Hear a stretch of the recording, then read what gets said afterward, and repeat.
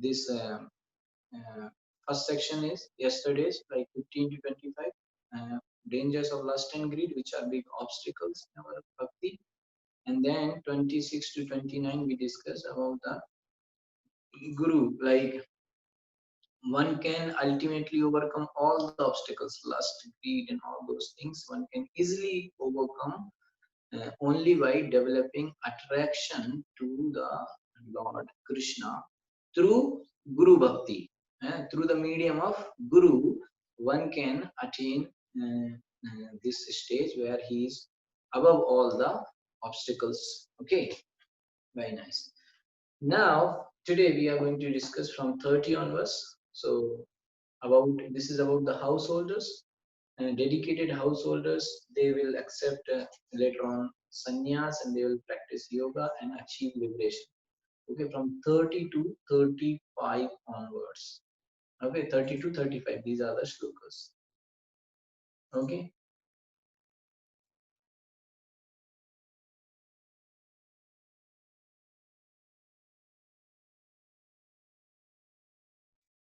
okay.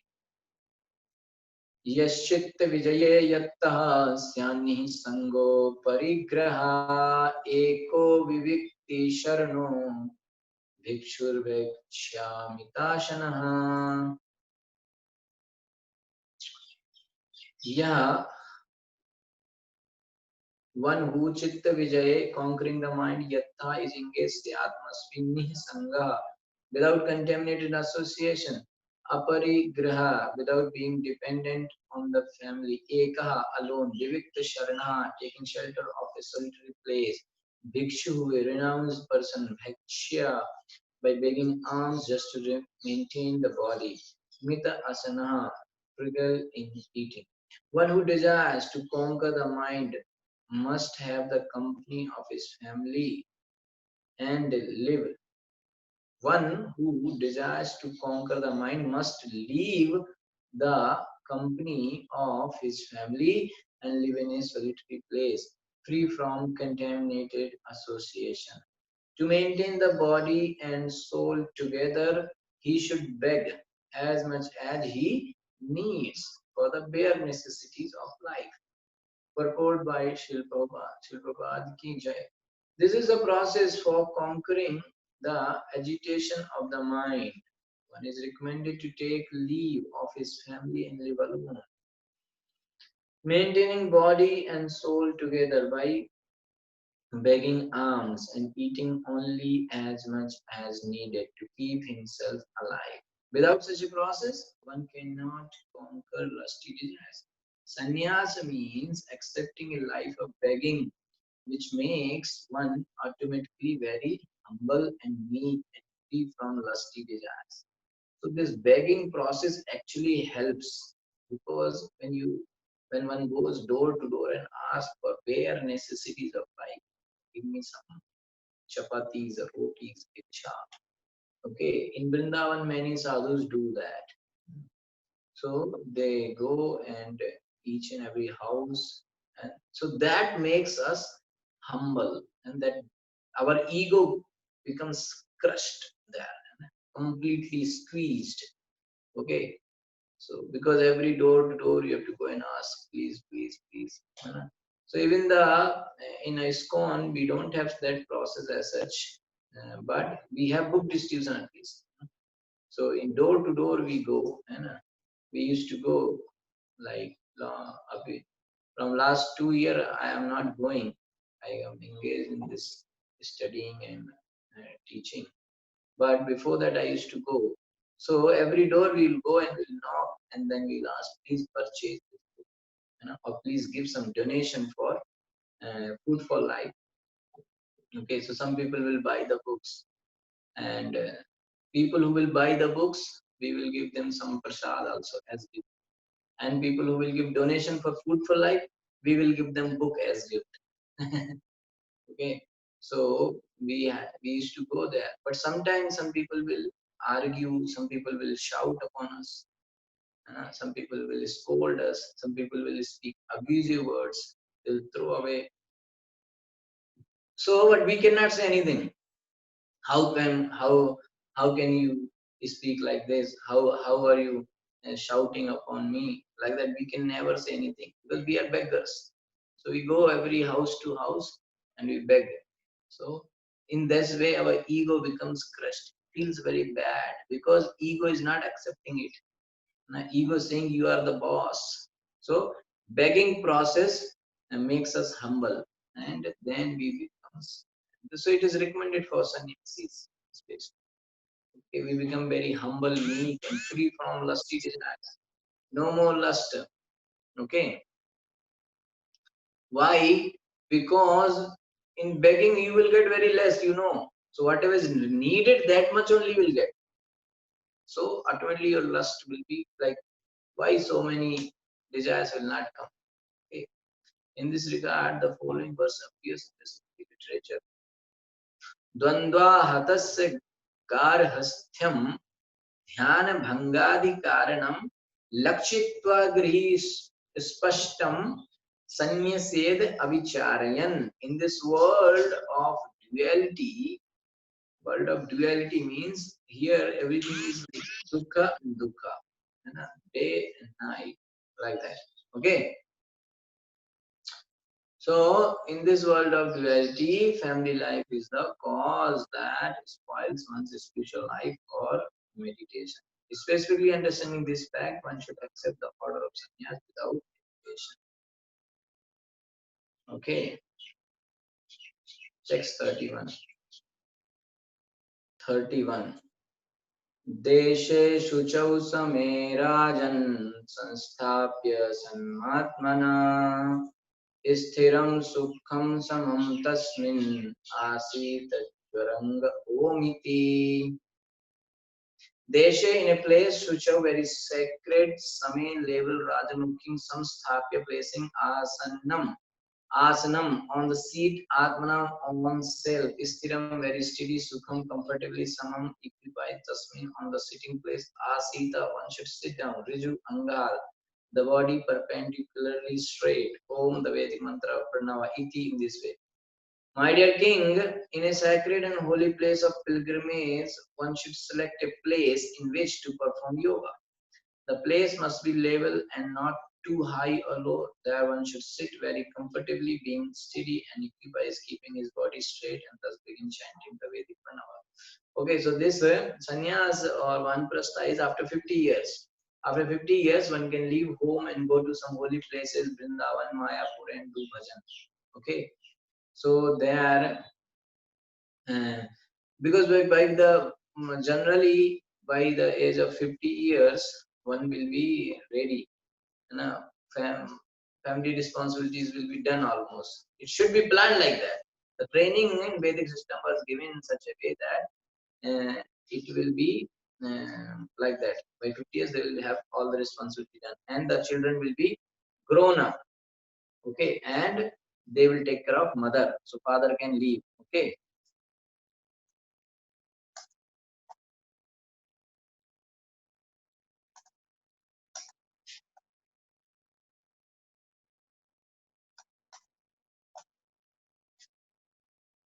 Okay.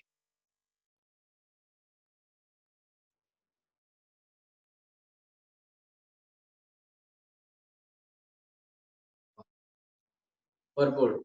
Generally, the chanting of Om is recommended because in the beginning one cannot understand the personality of Godhead. As stated in Srimad Bhagavatam, Vadanti tattvavidas tattvam yad jnanam adabhyam brahmeti paramatmeti bhagavaniti shabdyate. Learned transcendentalists who know the absolute truth, call this non-dual substance Brahman, Paramatma, or Bhagavan. Krishna, God, is understood in three ways: Paramatma, Bhagavan, and Brahman. Brahman means the light which comes out of Krishna's body. Paramatma means Krishna when he resides in everybody's heart, inside everyone's heart. And Bhagavan is the one, Krishna personally. Golok Vrindavan, he is staying there, having nice, wonderful time with his friends and family. Okay, unless one is fully convinced of the Supreme Personality of Godhead, one has to The tendency to become an impersonalist yogi, searching for the Supreme Lord within the core of his heart. Dhyana avastita tatyatina manasa pashyanti yam yogina. Here, the chanting of Omkar is recommended because in the beginning of transcendental realization, instead of chanting the Hare Krishna Mahamantra, one may chant Omkara, Pranava. There is no difference. There is no difference between the Hare Krishna Mahamantra and Omkar because both of them are sound representation of the Supreme Personality of Godhead. Pranama Sarva Vedesu, Bhagavad Gita, it is said very clearly. Krishna says that Pranama, the Om is me. Okay, Om, this is Krishna. Okay, and there is no difference between Om and Hare Krishna. Many people may think that Om is related to Shiva. Sometimes people think like that. But actually, Om is not related to, Om is Krishna. That's what Bhagavad Gita says. Pranamaha Sarva Vedeshu. In all Vedic literature, the sound vibration Omkar is the beginning. Om Namo Bhagavate Vasudevaya. The difference between chanting Omkar and chanting the Hare Krishna Mahamantra is that the Hare Krishna Mahamantra may be chanted without consideration of the place or the sitting arrangements recommended in Bhagavad Gita 6:11. Om and Hare Krishna Mahamantra, there is no problem. Both are same things. But why Hare Krishna Mahamantra? Why not Om? Because Om has got a lot of rules and regulations, place, sitting arrangement, then you can chant. But Hare Krishna Mahamantra, Bhaktarabdha Nimita, Smarane Na Kala. No rules. Very merciful, Lord Sri Chaitanya Mahaprabhu. No rule. Hare Krishna Mantra. Standing, sitting, lying, in train, in auto, in office, in home, everywhere, in any situation, you can go on chanting Hare Krishna, Krishna Krishna, Hare Hare, Hare Ram, Ram Ram, Hare Hare. With Om, lot of restriction.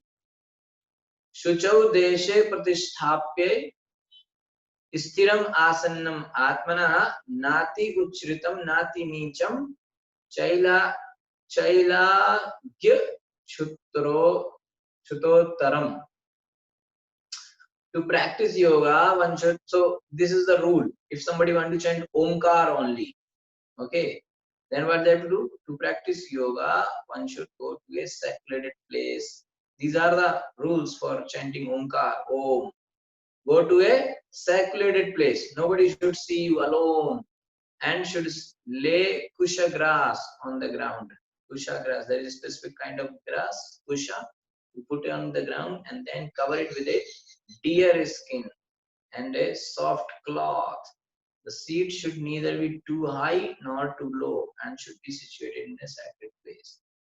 So these are rules. The Hare Krishna Maha Mantra may be chanted by anyone without consideration of the place or how one sits. No problem. You can chant. Any place you can chant and any way you can sit and chant. Sri Chaitanya Mahaprabhu has openly declared Niyamita Smarnena Kala. In chanting the Hare Krishna Mahamantra, there are no particular injunctions regarding one's sitting place. The injunction Niyamita Smarnena Kala include Desha, Kal and Patra. Desha, Kal and Patra. Place, time and the individual. Any place it can be chanted, any time it can be chanted, and by anyone it can be chanted. Okay, one cannot say, oh, because you are low class, low born, low caste, you cannot chant Hare Krishna. No, you can chant. Anybody can chant. Anyone, Chandala also can chant. And this is morning, this is evening, this is afternoon, and what is the right time? Any time you can chant. This is somebody's death, you can chant. Somebody's birth, you can chant. Somebody is sick, you can chant. Somebody is happy, you can chant. All the situations you can chant Hare Krishna. Okay? Any place, inside home, outside home, upside home, down, anywhere, any building, any office, any auto, train, bus, anywhere. Even in bathroom, you can chant. No problem. Okay. Therefore, anyone may chant the Hare Krishna mantra without consideration of the time and place. Especially in this age, Kali Yuga, it is very, very, very difficult to find a suitable place. In Kali Yuga, from where you will get right place? Wherever you sit and chant, there may be some dirtiness, muchi. Okay, something will be there. You can never find a clean place. You know? You may have taken bath nicely, but other person may not have taken bath, and he will come and he will touch you. You know? It's like that. In Kali Yuga, that's why other mantras are having. We should only focus on Hare Krishna mantra because other rules and regulations we cannot properly follow. You may chant Hare Krishna. Okay, you may go on chanting, but suppose you said, "Oh, I have taken bath." Your kid comes and he hugs you, "Mommy," and he had not taken bath. Finish, na? So it's like that. Okay. So the Hare Krishna mantra, however, may be chanted at any place, at any time, and this will bring results very quickly. Yet, even okay, so in Kali Yuga, it is very difficult to find a suitable place according to the recommendation of Bhagavad Gita. So anybody can chant Hare Krishna in any time, any place, and results also very quickly one will get. Yet, even while chanting the Hare Krishna mantra, one may observe regulatory principles. Thus, while sitting and chanting, one may keep this body straight, and this will help one in the chanting process. So, still there is no rules and regulation. But if somebody follows 4 regulatory principles, he will get more benefit. There is no problem in chanting Hare Krishna. Anybody can chant, and there is no rule. No rule. But means no rule. Anybody can chant. But still, somebody follows 4 rules like no meat eating, no onion garlic, no intoxication, no chai, coffee, any type of nasha, no gambling, no illicit connection, no illicit sex. Okay. 4 thing if somebody is following, then he will get very fast result of Hare Krishna, very fast. So, and then Prabhupada is saying, if one can, while chanting, if one sits straight, then it will help. He can chant very easily more. But there is no rule. But still, if somebody is sitting straight and chanting, it will become easy. Okay.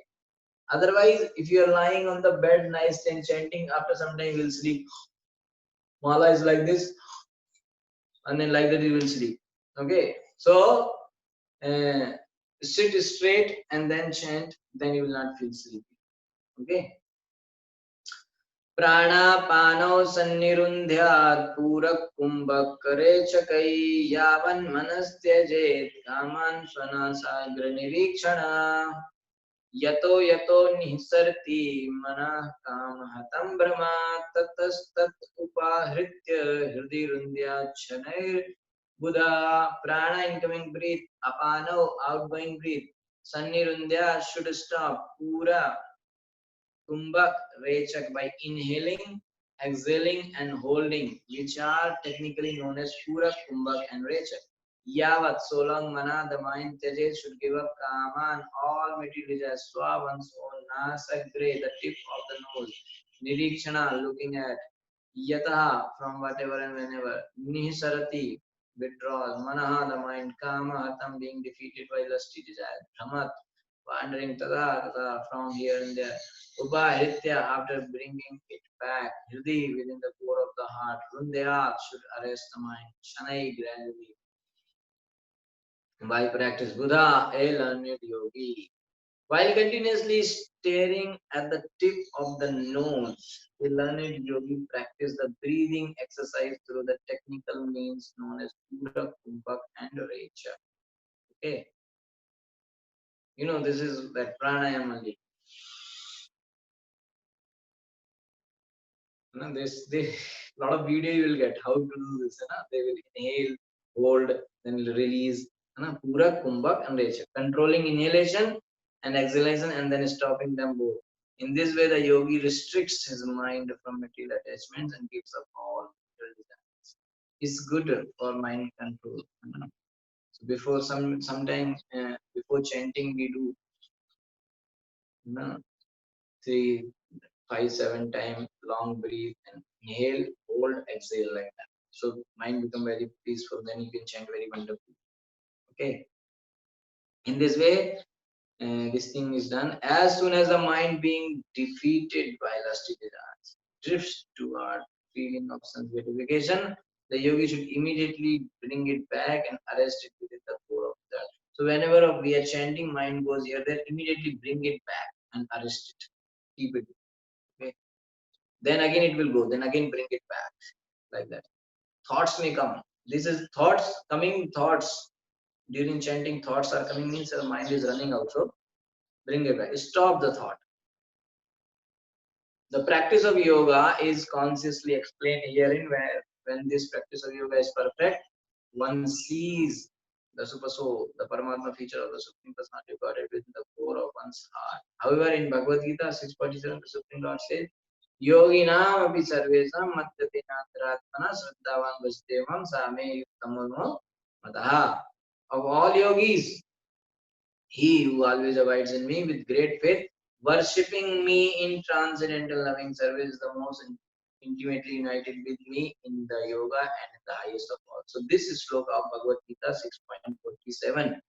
This sloka directly says that the bhakti yogi is the topmost.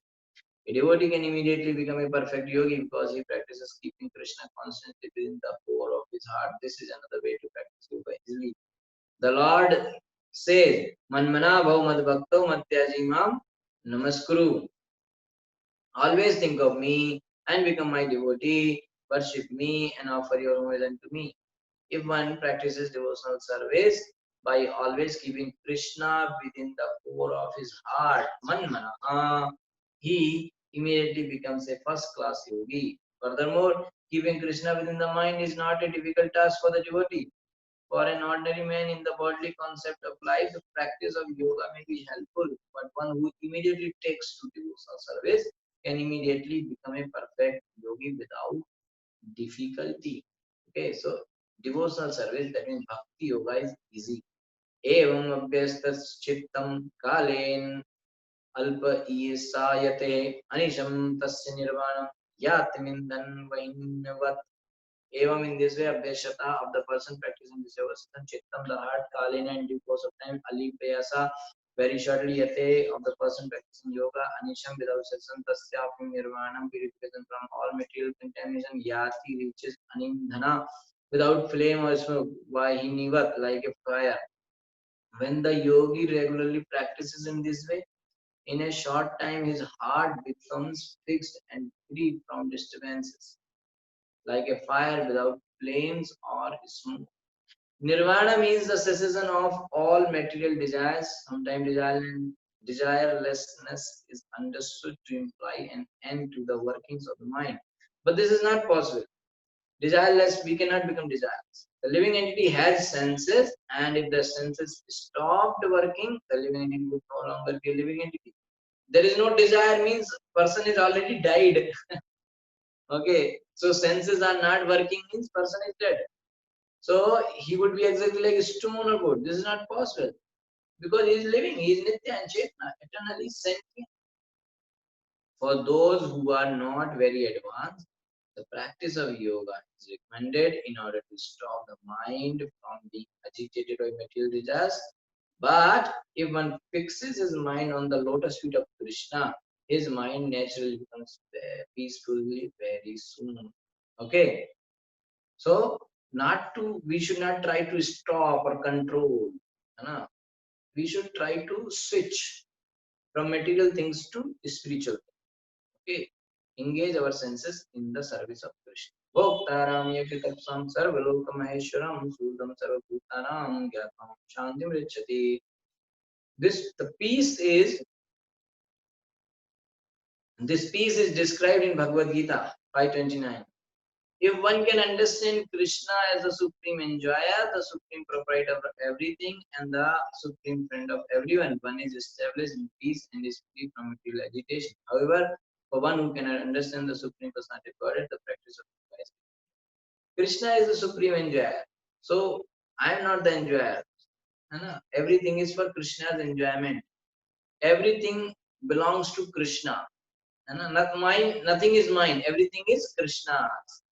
And Krishna is my and everyone's best friend. Okay, so person who knows these three facts, that person always remains peaceful. Why? Because if nothing comes, why people get agitated? Because their enjoyment is hankered. They feel my items, somebody is taking my things. Okay, and somebody will, nobody likes me, or somebody will kill me. So this thing should be no. Everything Krishna is the enjoyer. So no problem. Yeah, and everything belongs to Krishna. Nothing, nothing belongs to me. Everything belongs to Krishna. Krishna is my Suhurda, my supreme friend, my well-wisher. He always takes care of me. He will always protect me. So if this kind of feeling is there, then person remains always peaceful. Kamadi viddham prashanta kilivrittiyat चित्तं ब्रह्म सुख स्पृष्टं नैवोत्तिष्ठेत कर्हि चेत् काम आदि by various lusty desires anvavidham unaffected prashanta calm and peaceful akhila vritti in every respect or in all activity yet that which chittam consciousness brahma sukha sprishtam being situated on the transcendental platform in eternal bliss not ever indeed uttistheta can come out karhi chit at any time when one's consciousness is uncontaminated by material lusty desires. Uncontaminated means pure. By material lusty desires, it becomes calm and peaceful in all activities for one is situated. Because of so much lusty desires, only person get agitated. Otherwise, he's peaceful, no problem. Just whatever comes, he will accept. What is the problem? You will sit peacefully and thinking, chanting Krishna peacefully. No desire. Okay, one situated on that platform but is not returned to materialistic activities. Brahma Sukha Spashtam is also described in Bhagavad Gita. Brahma Bhuta Prasannatma Na Sochati Na Kankshati Sama Sarveshu Bhutesu Mad Bhaktim Labhate Param. One who is transcendently situated, Brahma Bhuta Prasannatma. One who is transcendently situated at once realizes the Supreme Brahman and becomes fully joyful. Fully joyful, Prasannatma. He never laments, na sochati, or desires to have anything, na kankshati. He is equally disposed, sama sarveshu bhutesu. He is equally disposed toward every living entity, sarva bhutesu. In this situation, he begins transcendental activities or devotional service to the Lord. Okay. Generally, once elevated to the transcendental platform of Brahma Sukha, transcendental place, one never comes down. But if one does not engage in devotional service, there is chance of his returning to the material platform. This is again, this thing is coming that if one goes to Brahman and not having any service there, he may come back to material world. Aruhya krichena param padam tataha patanti ado anaditya ismadangriya. That's why here we have to practice bhakti so that we will get. Here it's like practicing bhakti. It's like training. Original we will do there. So here we have to do proper training. So we will be selected to go there and we will serve Krishna directly in Golok Vrindavan. But if we don't do any devotional activity here, then we may do some yoga and something and reach to Brahman. There are no activity because yoga like sitting like all the time, like no activity. No activity. Eh? So you go there, Brahman, no activity there also. After some time, one will feel, why did this no activity? I want some activity. So you will come back. Okay, like reason when the strict lockdown was there, na, inside home only. In 1 week, people were feeling agitated. I want to go out, some activity. Still in the home, there are a lot of activity. There is eating, sleeping, and watching TV, mobile, cooking. A lot of things is there. Taking bath and all. A lot of activities are still there. But in Brahman, nothing, no activity, no thinking, no this eating, no sleeping, no talking, no smiling, no watching here, there, no hearing, nothing. He will feel frustrated, he will come back. Okay. Aruhi Krishna Param Padam Tata Patantyado Anadit Ismadangra. But a Bhakta will never come back. Why? Because he is engaged in Krishna service here. So he will get Krishna service there. So when he is having a lot of job to do there, why he will come back? He is always engaged in serving Krishna and taking Ananda with Krishna. So one may rise to platform of Brahma Sukha, transcend place, but even from the platform, one may fall down to the material platform if he does not engage himself in devotional service. Okay, so in this way we understand that devotional service is so important. Okay, so we discussed from 30 to 35, 6 shlokas.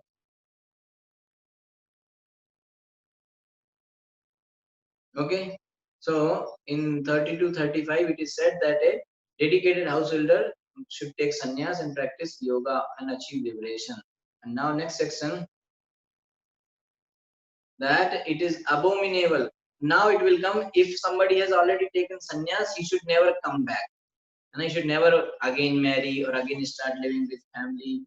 That thing should not happen. Okay, so that part will come in the next section, which is from 36 to 40. So this 36 to 40, this section we will do tomorrow. Today, because of Nirjala Ekadashi, we are chanting more, so we are completing class here only, and we will join tomorrow for the further class from 36 onward. Okay, thank you so much. Whoever joined late, they can follow the recordings when it comes. So 36, today we did from 30 to 35, means a householder should take sannyas and achieve liberation. 36 to 40, tomorrow section, means sannyasi should never come back, never get again into family life. Okay, that kind of section will come. Hare Krishna, thank you so much. Shri Prabhupada ki jai. Any quick question you can ask. है ना? Meeting will get end now.